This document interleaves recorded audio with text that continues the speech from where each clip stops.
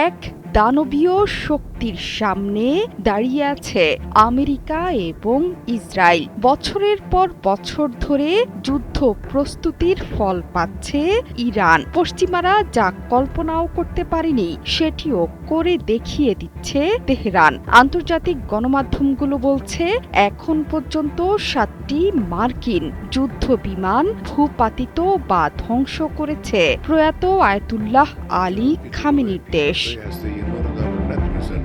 এখন প্রশ্ন আসছে, ইরান কিভাবে অত্যাধুনিক মার্কিন যুদ্ধ বিমান ভূপাতিত করল?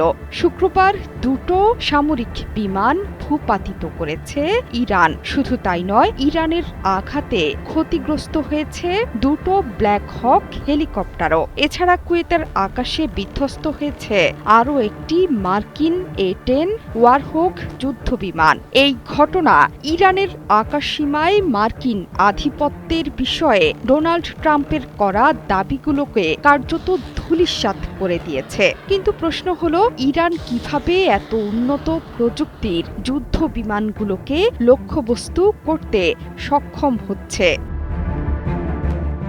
এর উত্তর লুকিয়ে আছে ইরানের অপ্রতিসম যুদ্ধ কৌশলে, যেখানে অপ্রচলিত পদ্ধতি ব্যবহার করে মার্কিন যুক্তরাষ্ট্রকে চমকে দিচ্ছে তেহরান। শুক্রবার গত 20 বছরের মধ্যে এই প্রথম শত্রুপক্ষের সরাসরি আঘাতে ভূপাতিত হল কোনো মার্কিন যুদ্ধ বিমান। এই ঘটনায় ইরান আনুষ্ঠানিকভাবে নির্দিষ্ট কোনো অস্ত্রের নাম প্রকাশ না করলেও বিশ্লেষকদের ধারণা এর পেছনে রয়েছে মাজিদ ইনফ্রারেড এয়ার ডিফেন্স সিস্টেম অথবা কাঁধ থেকে নিক্ষেপণযোগ্য শক্তিশালী মিসাইল, যা শনাক্ত করা অত্যন্ত কঠিন। ভূপাতিত বিমান দুটো সম্ভবত নিচু দিয়ে উঠছিল, যা সেগুলোকে সহজ লক্ষ্যবস্তুতে পরিণত করেছে। এমনকি গত 19 মার্চ আমেরিকার সবচেয়ে উন্নত স্টেলথ ফাইটার F-35-এ আঘাতের পেছনেও এই মাজিদ সিস্টেমেরই হাত ছিল বলে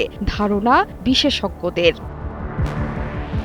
2021 সাল থেকে ব্যবহৃত এই সিস্টেমটি মূলত নিচু দিয়ে ওড়া বিমানের বিরুদ্ধে কাজ করে। এর সবচেয়ে বড় বৈশিষ্ট্য, এটি রাডারের ওপর নির্ভর করে না। যেহেতু এটি কোনো রাডার সিগন্যাল নির্গত করে না, তাই কোনো বিমান এটি থেকে ক্ষেপণাস্ত্র ছোড়ার আগে তা শনাক্ত করতে পারে না। এর পাল্লা 8 কিলোমিটার দূরত্ব এবং 6 কিলোমিটার উচ্চতা পর্যন্ত। এর ইনফ্রারেড সেন্সর 15 কিলোমিটার দূর থেকে লক্ষ্যবস্তু চিনতে পারে। এমনকি এটি আধুনিক F-35 থেকে নির্গত প্রচণ্ড তাপকেও লক্ষ্যবস্তু হিসেবে ব্যবহার করতে পারে।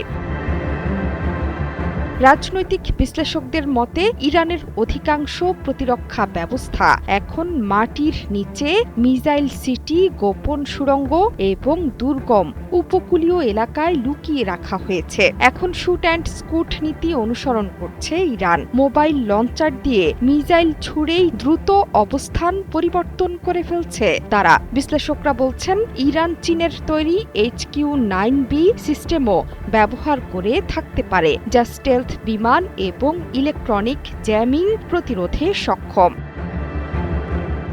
জোহরা চৌধুরী সেতু, 71।